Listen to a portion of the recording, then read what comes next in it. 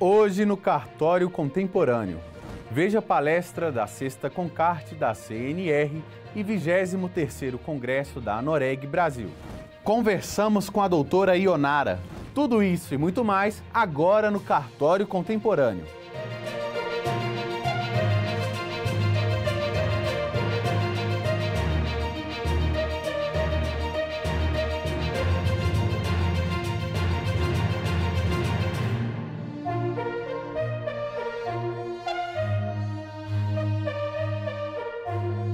Doutora Ionara Gaioso é tabeliano primeiro ofício de protesto de Brasília, vice-presidente do Instituto de Estudos de Protesto do Brasil, IEPTB, e presidente da seção do Distrito Federal. Tem especialização em Direito Notarial e Registral, IBEST Anoreg BR, e especialização Lato Sensu em Direito pela Escola Superior do Ministério Público. Olá, doutora Ionara, tudo bem? Olá, tudo bem? Doutora Ionara, como os protestos de títulos têm auxiliado na recuperação de crédito tanto na iniciativa pública como no setor privado? O protesto é um instrumento público extremamente eficiente na recuperação do crédito. Então, a gente sabe que para dívidas jovens, nós recuperamos pelo menos 60% delas ainda na primeira semana, né, da notificação, da intimação do devedor. Então, mais de 60% deles paga essas dívidas, né, jovens, né, recentes, ou seja, com vencimentos próximos, logo após intimados. Para os títulos públicos, esse percentual cai para 27% de recuperação geral.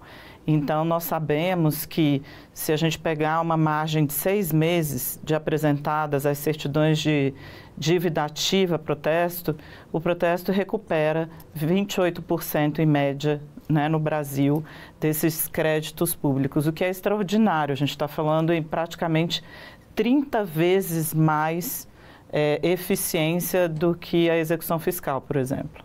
E quais mudanças o Marco das Garantias trouxe para os cartórios de protesto? Na verdade, o Marco das Garantias também é um marco para os tabeliões de protesto, porque pela primeira vez na nossa história, nós estamos participando de toda a esteira de cobrança. Por quê? Porque antes nós ficávamos mais recuados, né? Depois de estressado, que a gente chama estressado o crédito, que é o quê? Depois de se tentar várias formas de se receber essas dívidas, quando não se tinha mais esperança, o credor mandava os seus títulos a protesto. Agora não.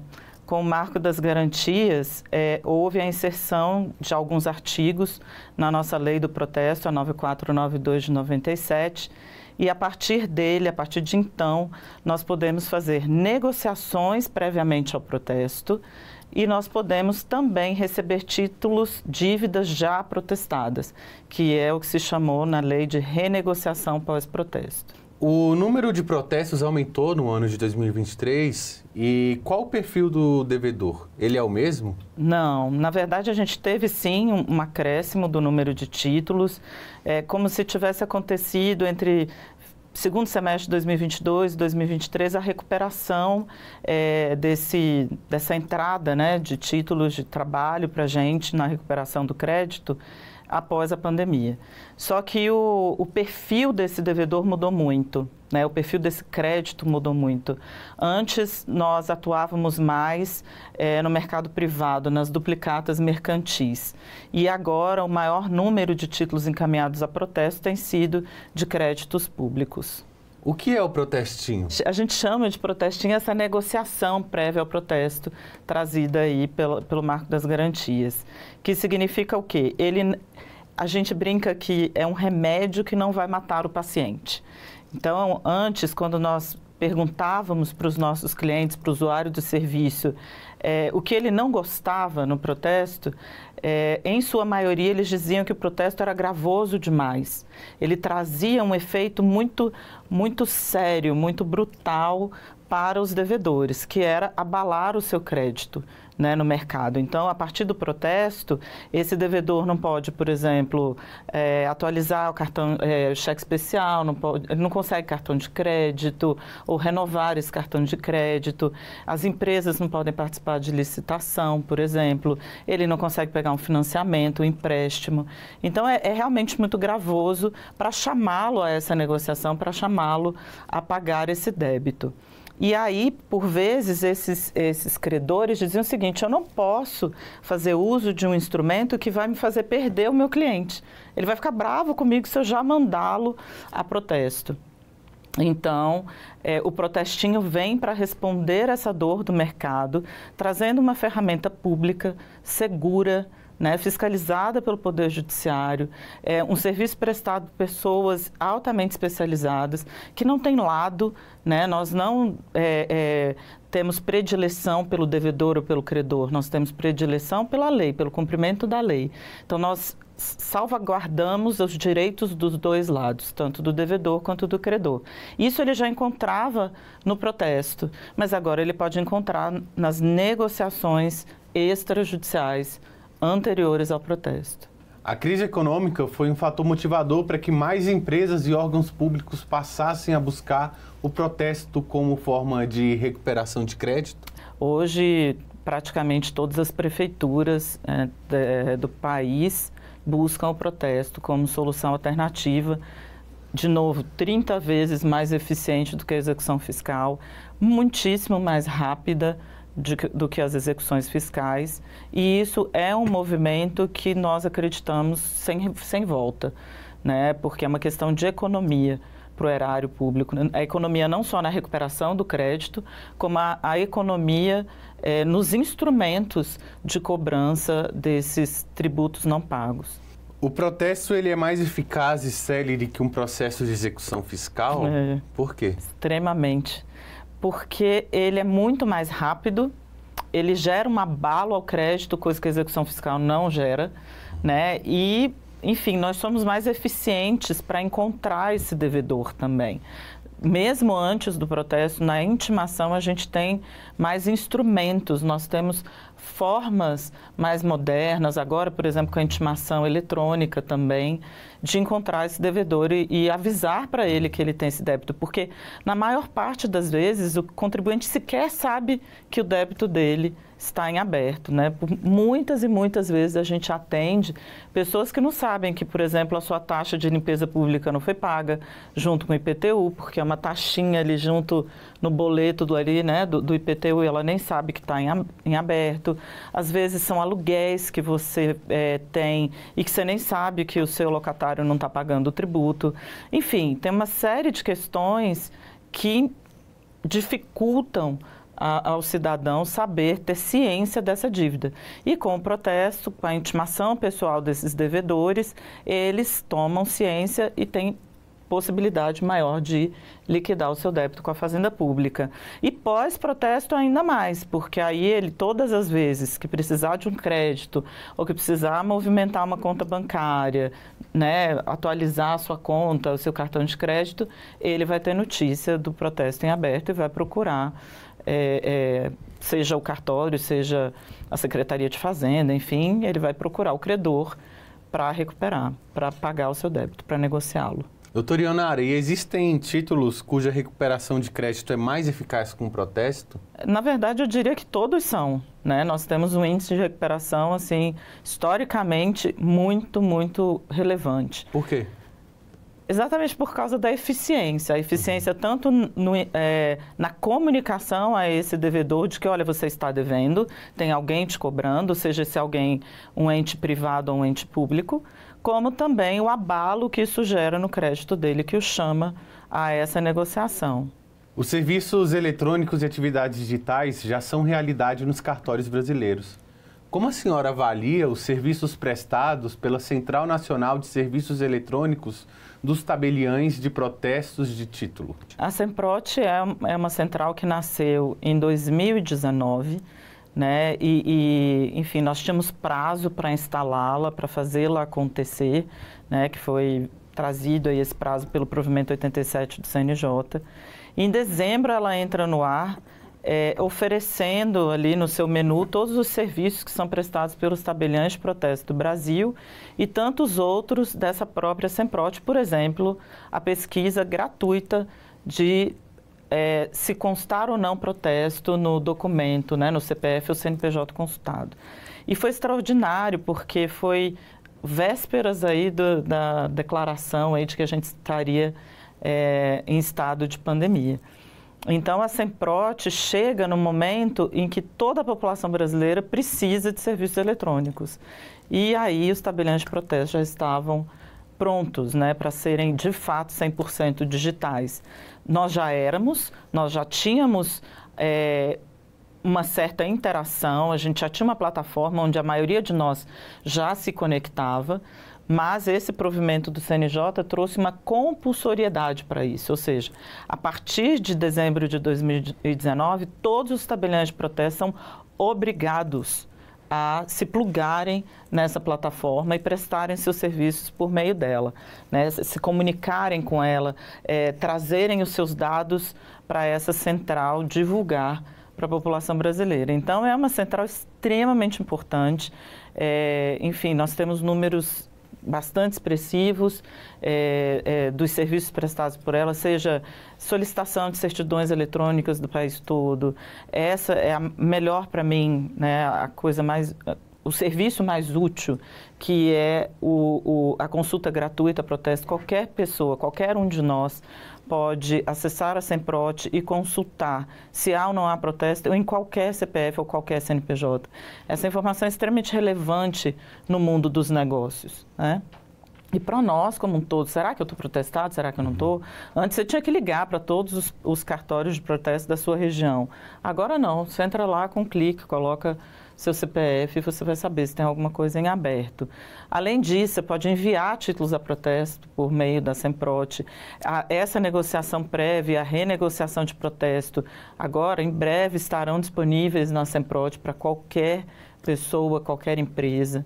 Então, assim, é uma central extremamente útil mesmo, e relevante, extremamente segura, e cada dia melhor. A gente se preocupa muito com a experiência do cliente na Semprote. Então, tem um time bastante, né, profissional e eficiente na prestação desse serviço, sempre prestando muita atenção na experiência dele. Como é que está a navegação? Está fácil? Está difícil? O que tem que mudar? Então, assim, é uma central muito dinâmica que tem evoluído a cada dia. Doutora Ionara, nos fale um pouco sobre o protesto gratuito. O provimento 86 do CNJ trouxe para nós a oportunidade de sermos, de fato, parceiros dos credores, né? O tabelião de protesto tem tanta certeza da eficiência do serviço que ele presta e baseado nesses números, nesses percentuais de recebimento, que em um certo momento o Poder Judiciário falou, olha, vamos fazer o seguinte, a partir daqui vocês recebem se vocês, de fato, recuperarem a dívida. Então, isso é fantástico, porque antigamente a gente ouvia assim, eu não vou colocar dinheiro bom em dinheiro podre, né? Eu não vou gastar mais dinheiro para recuperar uma dívida que eu já estou sofrendo com ela. Então, a partir desse provimento 86 de 2019, nós, tabeliões de protesto, passamos a só receber os nossos emolumentos se de fato nós conseguíssemos recuperar o crédito.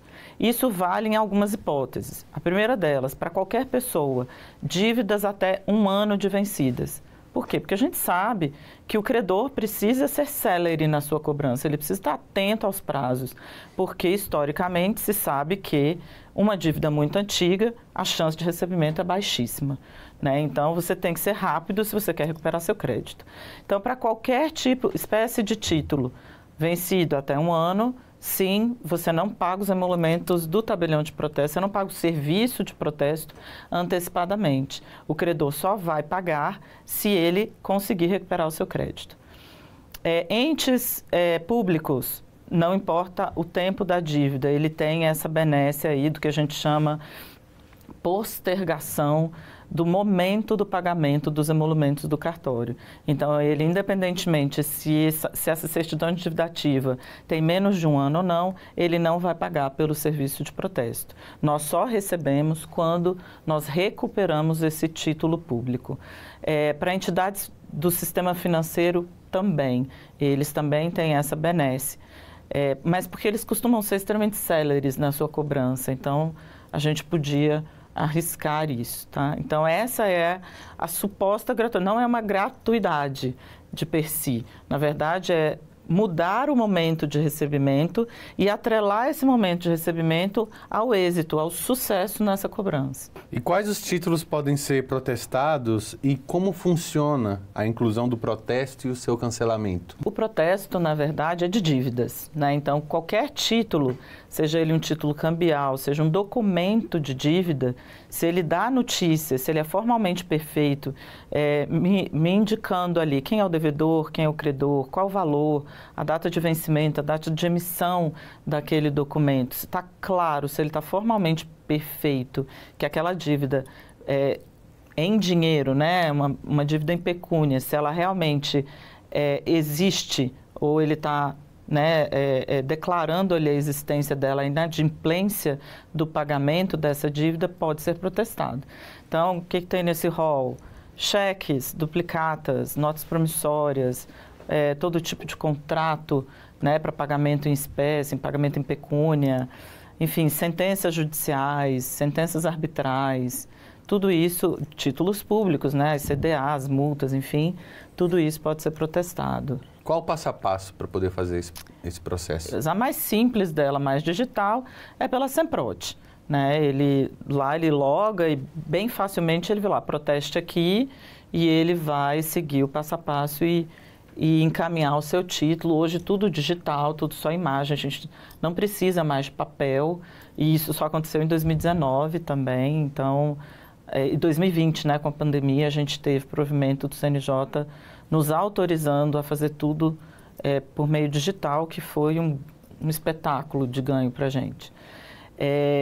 Então, ele pode tanto dar entrada digitalmente pela Semprot, em qualquer cartório de protesto, nas centrais de distribuição, que também tem em várias cidades, enfim, ele escolhe o meio que ele prefere.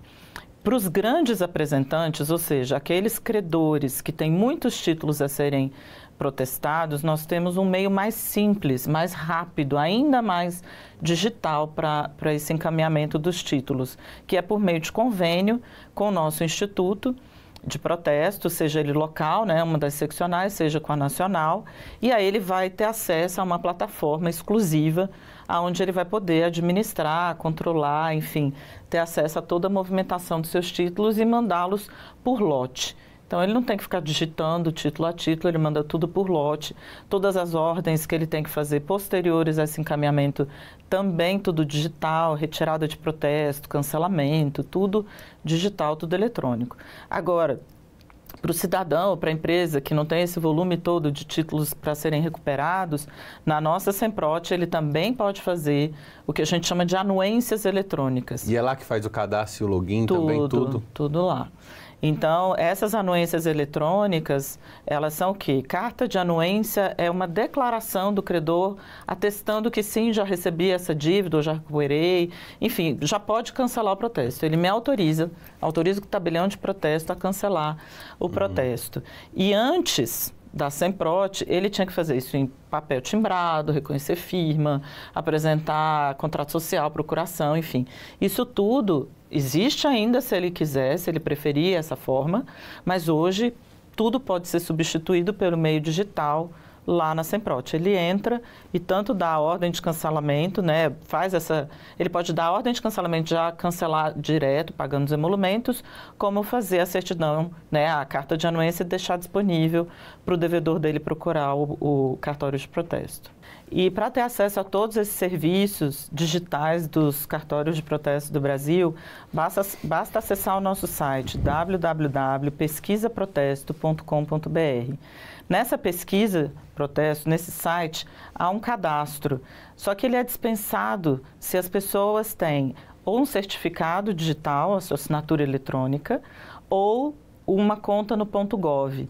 Qualquer uma dessas duas alternativas dá acesso direto aos serviços da Semprot. Caso não tenha, aí sim, abre-se para ele um cadastro simples e rápido, onde ele vai ter a possibilidade de ter acesso a todos os serviços digitais da nossa central de serviços eletrônicos compartilhados, que é a Semprot. Doutora Ionara, muito obrigado pela sua participação. Seja sempre bem-vinda ao Cartório Contemporâneo. Obrigada. É sempre uma honra estar aqui. Voltamos já com o Cartório Contemporâneo.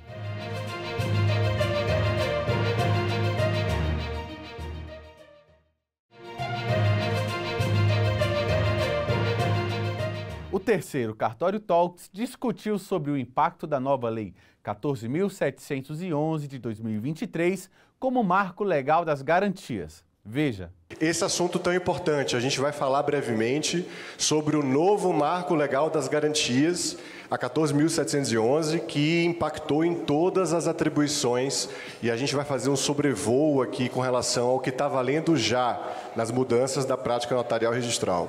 Exato. Agradeço também, igualmente, pelo honroso convite, grande responsabilidade de tratar de um tema tão novo e dizer que os notários e registradores do Brasil precisam estar muito atentos, até mesmo para darem conta do serviço com a qualidade e que os negócios possam produzir os efeitos normais. Por exemplo, com a entrada em vigor agora em novembro de 2023 do novo Marco das Garantias, as minutas das escrituras de hipoteca devem ter sido readaptadas, porque parece que o legislador disse que é requisito de validade de uma escritura de hipoteca a contemplação de que existe um procedimento extrajudicial para a garantia hipotecária. Imagina se eu lavro uma escritura esquecendo disso. Outra, o banco me prestigia muito na lavratura de uma escritura de alienação fiduciária. Poderia ser feito por instrumento particular, mas ele prestigia o tabelião. Imagina se o tabelião erra quanto ao prazo do primeiro leilão, que já não é um prazo de 30 dias, já é de 60. Muita coisa há de nova, e a gente até parabeniza pela escolha aqui desse tema para apresentação nesse congresso tão formidável. Beleza, então vocês já nos conhecem, Hércules é uma das pessoas que eu mais admiro no extrajudicial brasileiro. Estou sempre trabalhando aqui a favor da classe também, enfim, desenvolvendo os estudos com relação a essas questões.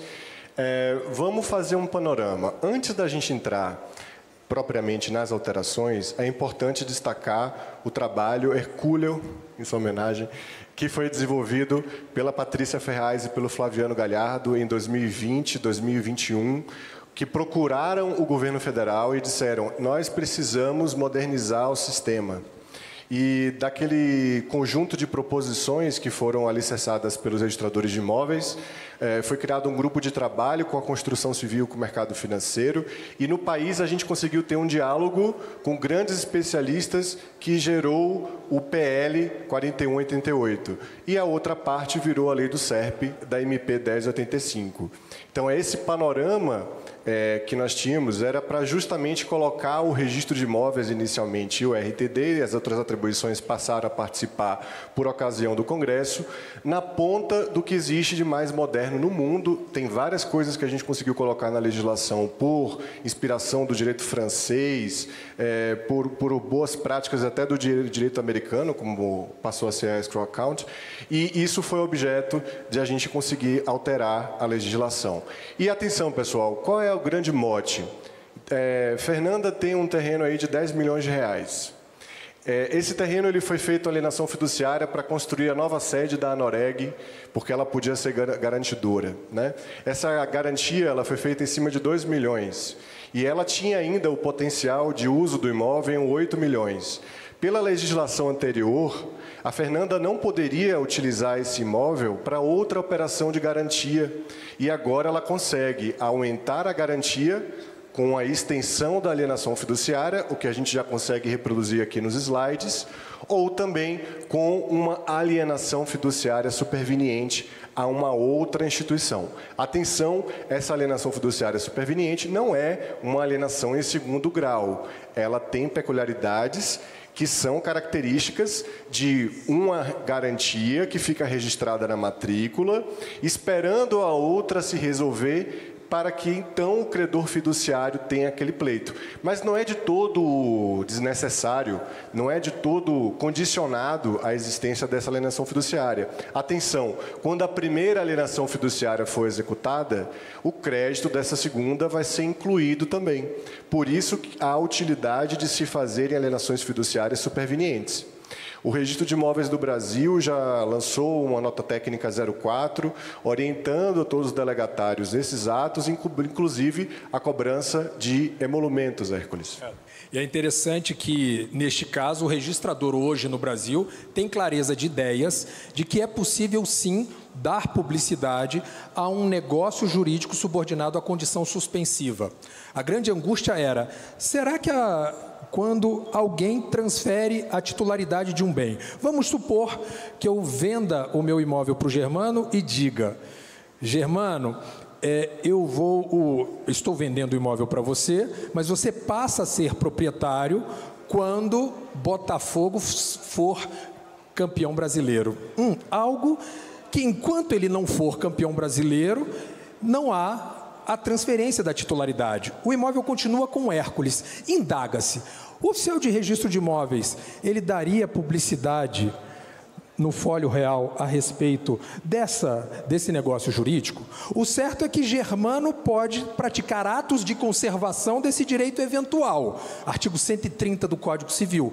Porque ele vai ter um direito eventual. Mas enquanto não acontecer o implemento do evento dessa condição suspensiva, o imóvel continua com Hércules.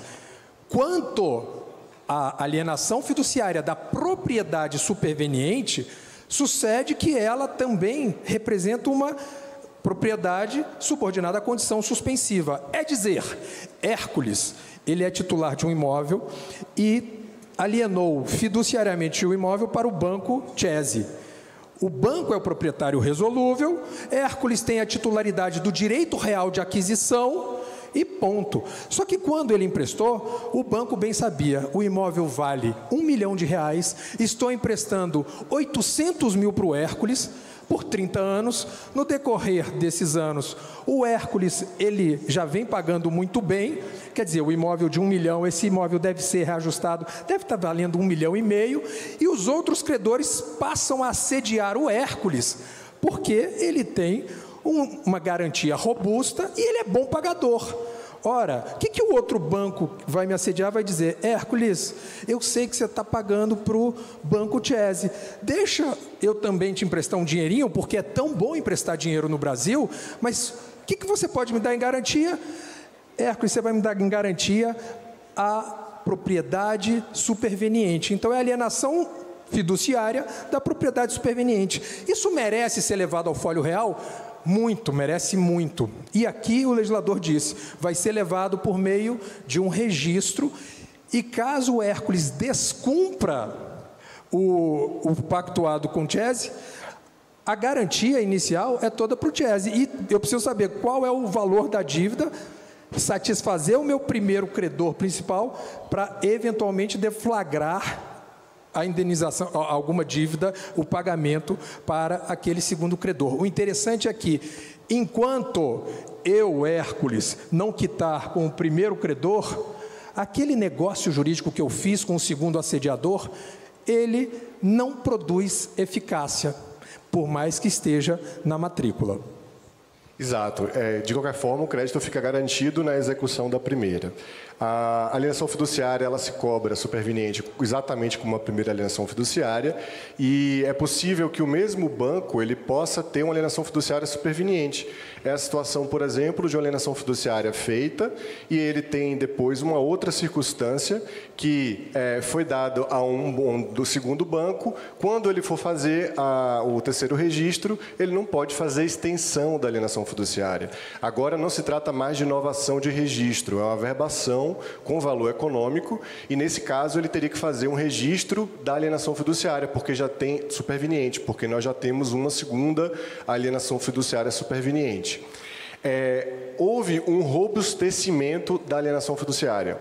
Aqueles devedores contumazes que procuravam anular as notificações do RTD, do RI, eles vão ser considerados presumidos em lugar indeterminado, toda vez que não forem encontrados ou no imóvel ou no local informado no contrato.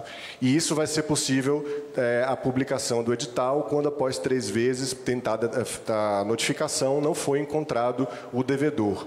Então, a gente busca aqui, durante todas as discussões que houve no MK, no governo federal, a intenção era blindar o crédito para que fosse possível aumentar o acesso à moradia. Eu não sei se vocês têm claro isso, mas antes da alienação fiduciária, da Lei 9.514, o crédito imobiliário no Brasil era 1% do PIB.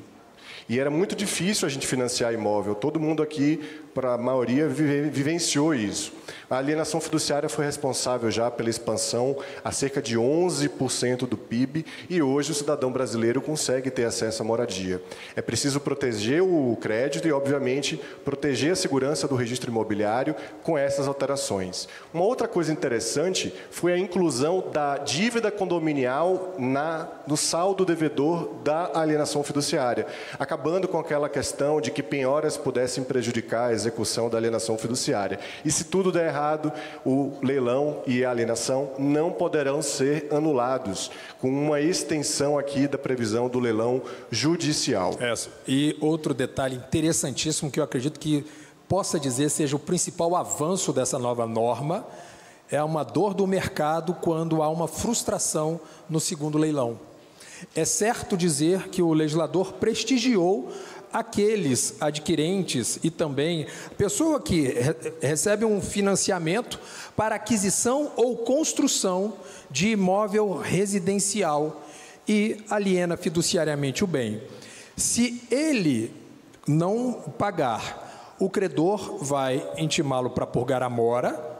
Não conseguiu purgar a mora, o credor consolida a propriedade em seu patrimônio e leva para o primeiro leilão em 60 dias e depois para o segundo leilão. Frustrado o segundo leilão, extingue-se a dívida. Tudo bem, legislador prestigia aquele que recebe um financiamento para aquisição ou construção de imóvel residencial. Ponto.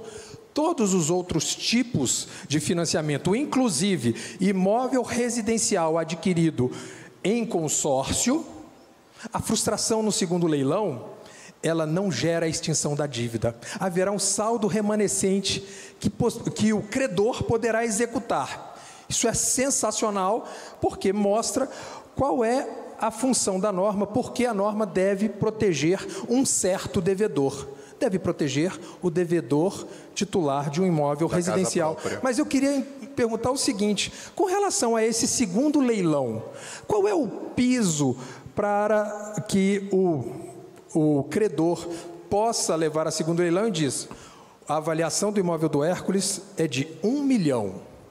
Eu estou vendo que o Hércules, ele financiou não para aquisição de imóvel residencial, o Hércules financiou para aquisição de uma loja. Quer dizer, o Hércules não tem a garantia de extinção da dívida na frustração de um segundo leilão. Mas, num segundo leilão, como é que deve se comportar? Pode haver depreciação? Como é que subvalorização do imóvel do Hércules? O legislador também dá essa resposta. Veja o que os participantes acharam do evento. Esse evento é de suma importância, não só para os notários registradores, mas também para a advocacia, a qual eu represento, né? Eu sou advogada aqui em Brasília, então está um sucesso e eu estou amando esse evento.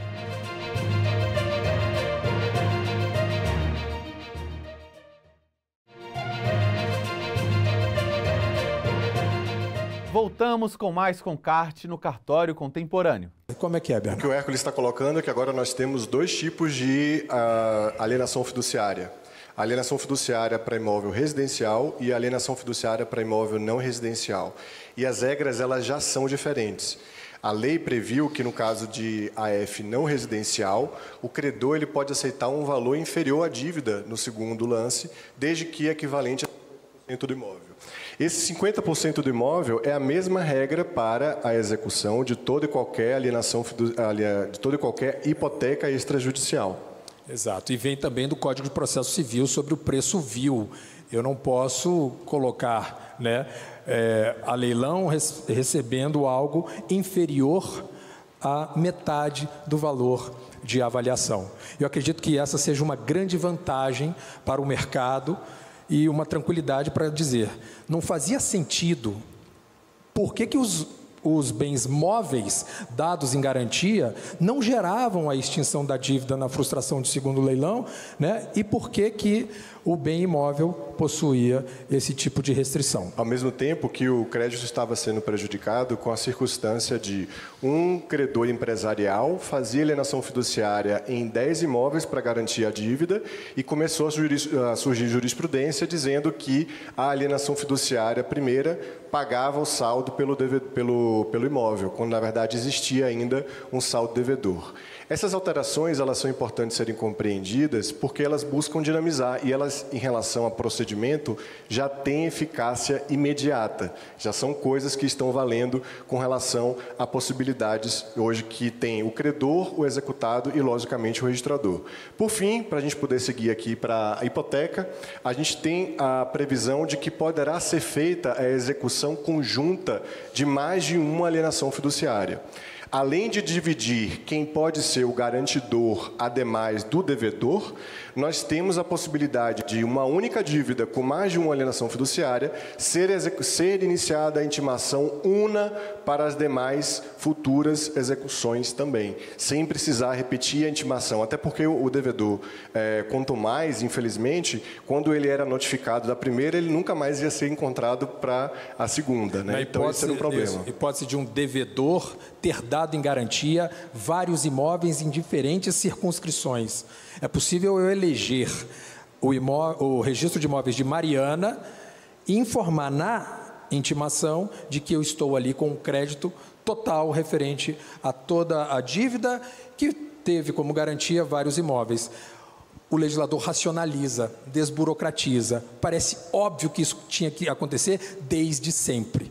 Ora, eu vou intimar esse camarada uma vez só e a oficiala de registro imobiliário, Ana Cristina, vai expedir uma certidão útil para que haja a consolidação depois nas respectivas circunscrições registrais onde há outros imóveis. Mas há também uma racionalização quanto à questão de quem deve intimar numa pluralidade de pessoas. O legislador, ele basicamente vem com uma racionalização importante nos procedimentos. E isso deve ser narrado nos títulos, né, de alienação fiduciária, a fim de que o devedor saiba onde esteja pisando. Por exemplo, o cross-default, a questão da antecipação da dívida, de todas as dívidas de um mesmo credor. Vamos supor que o Banco Chese tenha me emprestado e eu tenha alienado. Deus te ouça, amém. Ele me emprestou e daí eu sou devedor dele num primeiro débito. Outros credores vêm me emprestando naquele assédio que eu narrei com alienação fiduciária da propriedade superveniente. E logo depois, o meu credor fala, esse cara é bom pagador, então eu vou emprestar de novo, com uma alienação superveniente. Se lá pelas tantas, por contradição performática, eu deixo de pagar para aquele meu tão bom credor, ele pode dizer, há uma antecipação total, um vencimento antecipado das dívidas, e já sair cobrando até aquela dívida com salto. Isso é interessante que se mostre que o legislador racionaliza muito até a satisfação de um crédito. Em termos práticos, gente, quando vocês forem executar o R1 da alienação fiduciária e a instituição financeira tiver uma alienação fiduciária superveniente R3, deve ser incluído no saldo da dívida as duas garantias, porque ele deixou de pagar a primeira. A gente tem uma ressuscitação da hipoteca, né? A hipoteca estava meio em desuso por conta da dificuldade de execução do judicial. E agora as novas garantias poderão prever a opção da hipoteca com execução extrajudicial. O rito do leilão é similar, né? O segundo leilão ele poderá, o credor, ter duas opções. Ele fica com o imóvel ou em até 180 dias ele pode fazer esse imóvel uma venda direta, não sendo positivo o segundo leilão, a um terceiro. A ata notarial vai fazer uma consignação do resultado do leilão e uma escritura pública poderá ser feita, obviamente, na alienação do bem a terceiros. E que situação, né? A hipoteca parece que ressurge das cinzas e, eventualmente, ganhará melhor musculatura do que a alienação fiduciária. Imaginemos um banco executando... O Banco Kese. O camarada vai ser banqueiro. Imagine um banco executando uma garantia fiduciária. É claro que na não purgação da mora pelo devedor fiduciante, o banco vai precisar despender o cascalho referente ao ITBI. Aí o cara fala, poxa, então eu estou salgando carne podre, porque esse cara não está me pagando, eu não sei se eu vou ser satisfeito, e além de tudo eu vou ter que pagar um ITBI verdadeiro. Consolide a propriedade para poder chamar o primeiro leilão. Quer dizer, pagou um ITBI. Já na hipoteca, há uma maior plasticidade. Eu não paguei, ele me executou, eu não purguei a mora, ele pede uma averbação do início do procedimento de execução, e é interessante que se nos leilões da minha garantia, do bem, ninguém for pagar, o credor não precisou despender com o ITBI e ainda pode aguardar 180 dias para evitar leilão, não preciso mais chamar de leilão, mas levar aquele bem para uma venda direta. E diz o legislador, como é que esse camarada credor vai arrancar da mão do devedor hipotecante o bem? É porque o legislador deu um mandato legal e revogável para que ele possa assinar a escritura de venda, tirando da mão do devedor inadimplente e colocando na mão daquele comprador. Quem vai pagar o ITBI? O comprador. E o credor ficou muito bem sem novos gastos. E eu gostaria de saber o seguinte, e qual é o preço que aquele comprador, dentro de 180 dias, pode pagar pelo imóvel do devedor inadimplente? Ele pode pagar o preço respeitado ali a condição mínima da dívida, né, Hércules? O que você falou, o mandato, é muito interessante, porque a lei, ela cria alguns mandatos legais. Ela traz a previsão de que determinados sujeitos poderão agir em nome do credor, por exemplo, como é o caso do agente de garantia, que a gente vai falar já. Mas é importante aqui perceber que um salto importante e sensível da lei é prever que toda vez que for ter uma execução extrajudicial da hipoteca ou uma execução extrajudicial da alienação fiduciária, todos os débitos da matrícula serão computados e executados conjuntamente pelo registrador. É um artigo um pouco enxuto, o artigo 10º da 14.711. Não foi um artigo que debatemos nos 3 anos, ele apareceu de última hora. É um artigo importante, mas que ainda deixa algumas dúvidas.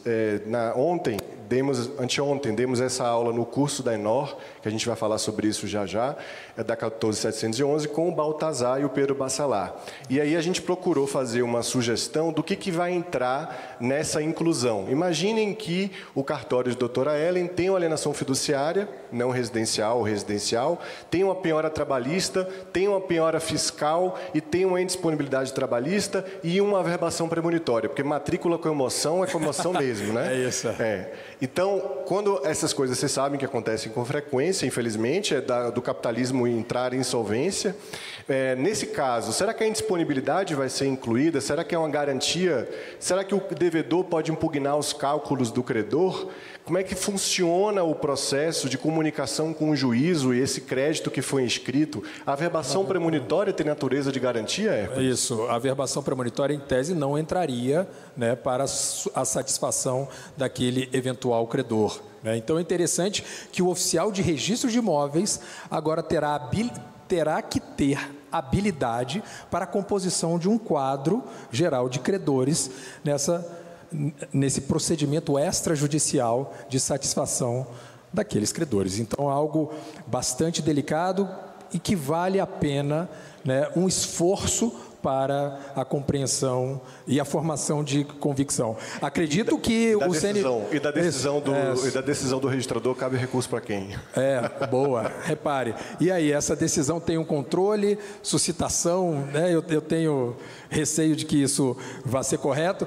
Me parece que a pessoa vai ter que judicializar ali. O que é o objetivo contrário da lei, né? De então, a gente precisa ter uma complementação de compreensão desse artigo, certamente. E a gente aguarda, então, de alguma forma, que O CNJ, de alguma forma, também terá que deitar luzes nas trevas da compreensão de tanta dúvida a respeito desse concurso geral de credores em procedimentos extrajudiciais. Não é nada trivial. Mas o registrador que não ficar desesperado já pode assistir a aula e ver ali alguma luz no fim do túnel de como proceder, porque a lei tem aplicação imediata. Hoje não é possível mais fazer uma execução da alienação fiduciária sem observar o rito que está no artigo 10º, e vamos aí fazer um trabalho de interpretação integrativa com relação às omissões, até que certamente possa ser possível uma pacificação disso e, oportunamente, quem sabe, né, possa o CNJ também se debruçar sobre o tema. E um detalhe, os artigos 14 e 15 do Código de Processo Civil dizem, né, determinam que as normas processuais têm aplicabilidade imediata, Exato. Eficácia, tal. 14.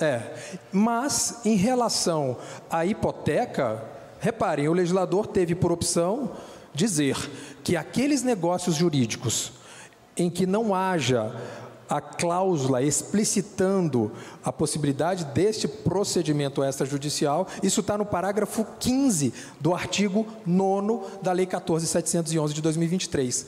Portanto, para a hipoteca, a gente ainda pode ter um fôlego, né, esperar um pouquinho até esses contratos entrarem em default. Exato. E a gente falava sobre mandato com previsão legal. Agora a lei prevê um contrato de administração fiduciária que vai poder ser usado no âmbito judicial ou no âmbito extrajudicial.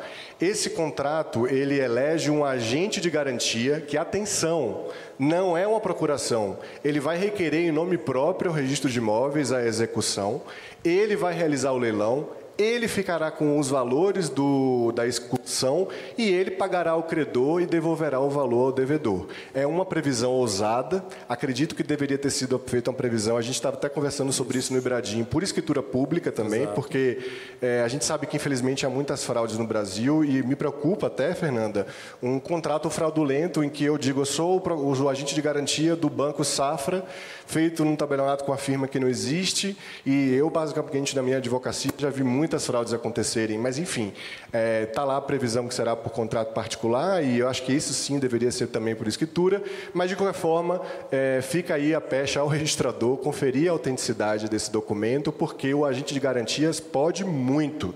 Inclusive, ele vai poder agir processualmente numa espécie de substituição processual, em nome próprio, por conta desse contrato. Mas, atenção, não precisa registrar o contrato, porque ele não tem efeitos reais. Ele é um instrumento que deve ser apresentado junto com o requerimento de início da execução. É interessante quando o valor for depositado na conta deste agente de garantia, esse agente precisa prestar contas e repassar o valor para os respectivos credores, sob pena de, não o fazendo em até 180 dias, os credores do agente de garantia poderem abocanhar esses valores. Então, é importante que os credores exijam esse tipo de prestação de contas. E, ao contrário, os credores do agente de garantias não poderão se apropriar dos valores que digam respeito ao exercício dessa função. A lei criou uma nova afetação, né? Você se lembra do patrimônio de afetação?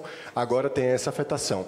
Gente, uma das coisas mais disruptivas, Hércules, da lei, e que eu considero positivo, mas também desafiador, foi a previsão de que será possível o registro, atenção, de negócios jurídicos atípicos, não somente aqueles enumerados do item 1 ao 47 do inciso 1 do artigo 167. Então, a gente tem a previsão de que poderá ser registrado aquele contrato societário que tem aquela alteração, que tem várias disposições e, no final, uma integralização de capital.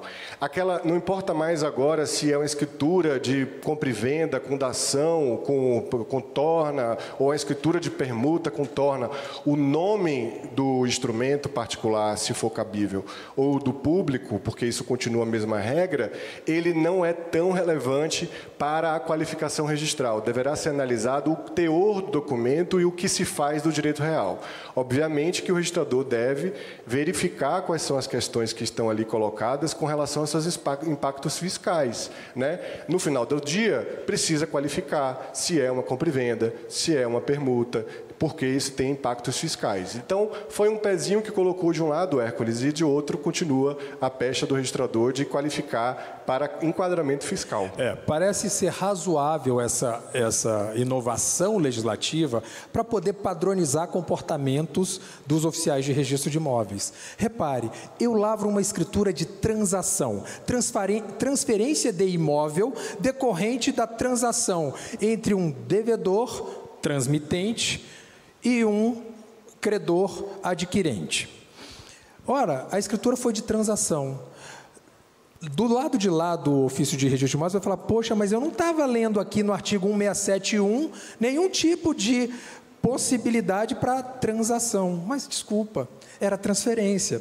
Né? Então, para alguns oficiais de registro imobiliário, não há nada de novo sob o sol, porque já admitiam que transferência pelo artigo 1245 do Código Civil poderia ser um modo, né, de aquisição, uma escritura com esse tipo de nomenclatura. Sejamos francos também, artigo 112 do Código Civil bem mostra que nós precisamos levar mais em conta, né, finalidade do negócio com a vontade das partes do que propriamente aquele nome, uma nomenclatura mais estrita. O fato é que é um grande avanço. A pergunta que se faz é, será que isso, com tanta possibilidade de abrangência e também usando agora um pouquinho da lei 14.382 de 2022, que alterou o artigo 246, será que seria possível aquele contrato de compra e venda subordinada à venda a um evento futuro incerto numa condição suspensiva,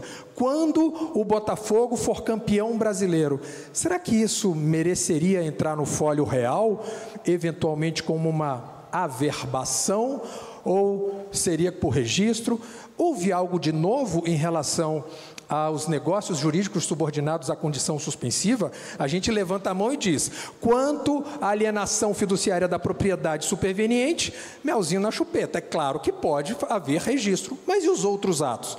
Várias perguntas devem ser respondidas e talvez, né, nós tenhamos aqui uma pluralidade de respostas. Gente, muito obrigado, fiquem com Deus. Muito agradecido. Gratidão. Desculpa. Abraço. Obrigado. Valeu. Veja o que os participantes acharam do evento. Concarte é um evento extremamente famoso, indispensável para a atividade.